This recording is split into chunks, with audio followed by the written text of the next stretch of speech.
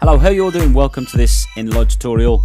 In this Enlight tutorial, I'm going to sort of copy the tutorial that the Enlight guys and girls have recently done, which is the cutout. And I'm just going to sort of do a few tweaks or a few changes to it, do it my way. I'm going to sort of do it in three stages. And this is the image I'm going to use right here. I will put a link to this image in the description if you want to use this image. I'm using this image because it's quite busy and I think it'll stand out. It's a free stock image.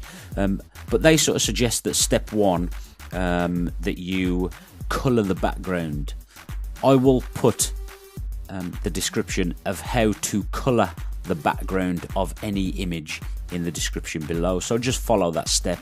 I've done it before in tutorials before. It's quite straightforward, but I don't believe that you do need to colour the background. You can choose and just, you know, if you've got a picture of you and your mates, then just use your own background, or the one that's already in the image. But so that will be in the description anyway. So the first sort of step that I'm going to do on this one, I'm going to let me just go back and I'll do that again. I did that a little bit quick.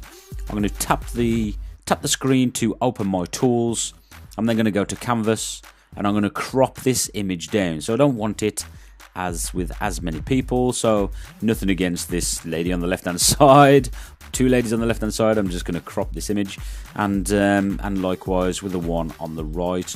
I just want to make the image a little bit bigger so we can see what's going on with the tutorial.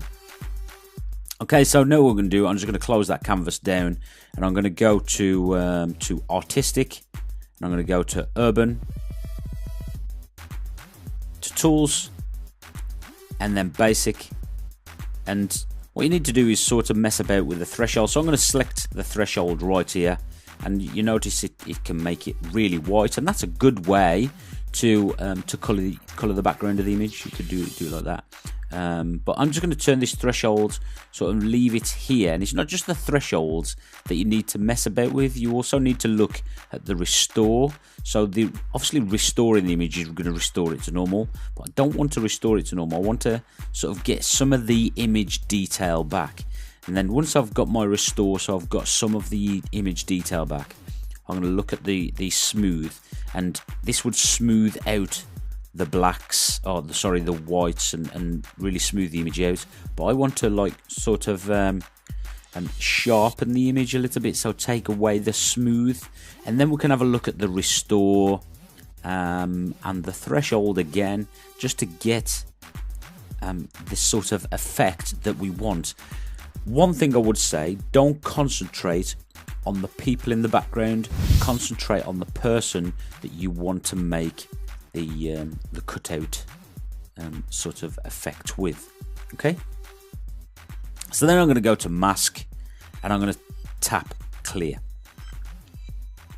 and then automatically my apply brush from the bottom left will be highlighted blue to show that I can now wipe my finger across the image and apply the effect that we just created in the steps previous.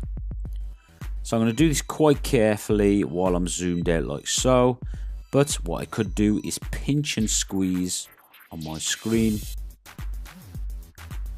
so to just colour the image in. Don't worry too much if you do go over the edge, because as I've done in many tutorials before, we could just deselect the apply, select the wipe, and remove any of the edges that you've gone over.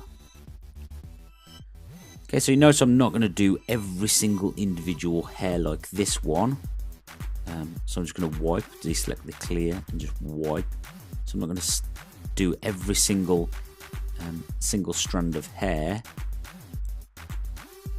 But when I get to the edges, some of the edges, I am going to try and be quite careful. And I do this by zooming in closer. Just moving across the image to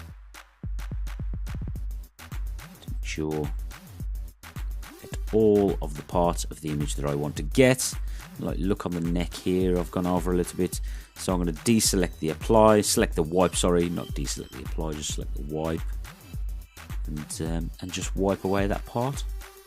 Just zoom out, pinch and squeeze and zoom out and look at the image. Am I happy? Not entirely. Do you want to do this part here? I'm selecting wipe, so I've reselected the apply.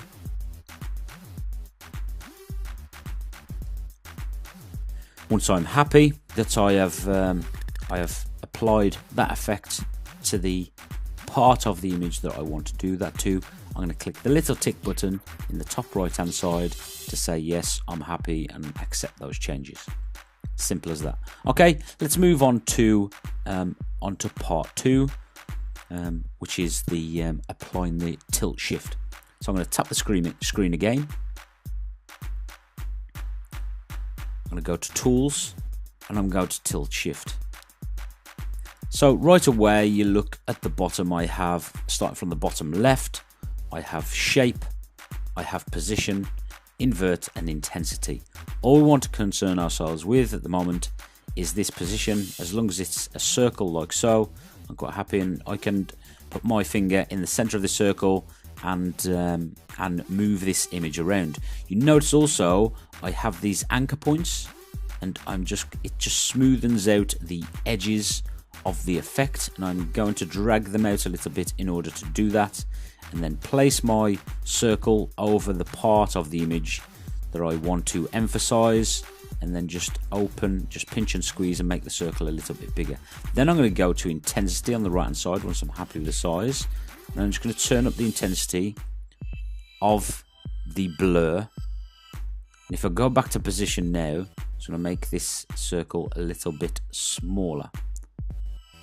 So once I'm happy with the size and intensity of the blur that I'm going to use, again, I'm just going to press the little tick button, top right hand side. So now we're going to move on to part 3. So part 3 is we're just going to apply an analog filter, but go into the tools of that analog filter. So I'm just going to select filter, go analog, and then I'm going to select the tools at the bottom here. And first I'm going to go to basic on the left hand side, and I'm just going to increase the structure of the filter. What you notice, this brightens up the dark parts. If you look on this left hand side down here, it'll brighten up these dark parts of the image. So I'm just going to increase the structure a little bit. I'm then going to go to the saturation and increase the saturation, and this will just really sort of punch the color, make the color a little bit more, a little bit better. Once I'm happy with that, I'm going to go tools tab again, and then this time I'm going to go to film. Now I'm going to mess about with the intensity and the spread. Oh, sorry, the intensity and the fade. So first and foremost, I'm going to go to the fade.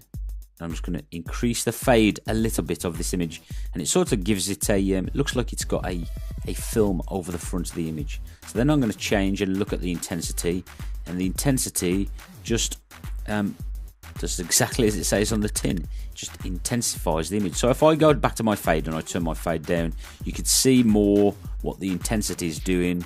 It really raises the parts of the colors. So let's go back to fade again, because this is the order that we want to do it. Apply enough fade, I'm going around 69, 70, and then I'm going to bring the intensity in a little bit later, just to sort of give it a 70s look, if you like, I suppose.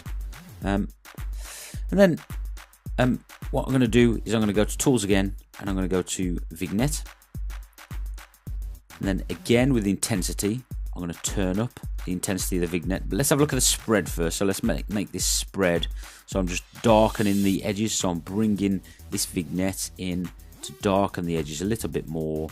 And then let's go intensity and ramp the intensity up of those. So look at transition.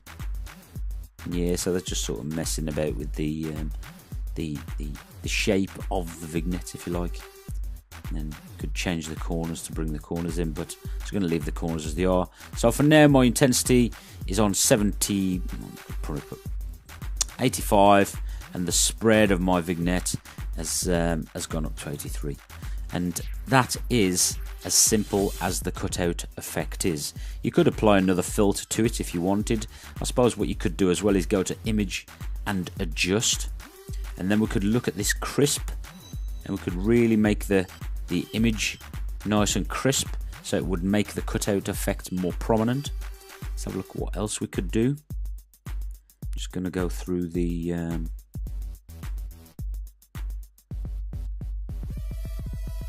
preset adjustments. So I suppose Crayola, you would improve the colors, but you would take away that film. So you can go with it as well, darken the colors, and ink print. Obviously, you don't want everybody to be ink print in the image, because that's not the point of the cutout. But yeah, okay. So I would leave that that image adjustment, and that's the way I would leave my image. So I suppose we could go to finalize. So just tap my tools, go to finalize, let me get a border. So yeah, I'm just going to look at this border. Any border, it doesn't matter. Just select a border, and then I'm going to go to tools. I'm going to go to the width of the border and just turn the width down, and then the spread, which increases the inside of the border. You can change the color if you want, but yeah, this is select the tick button, say yes, we're okay.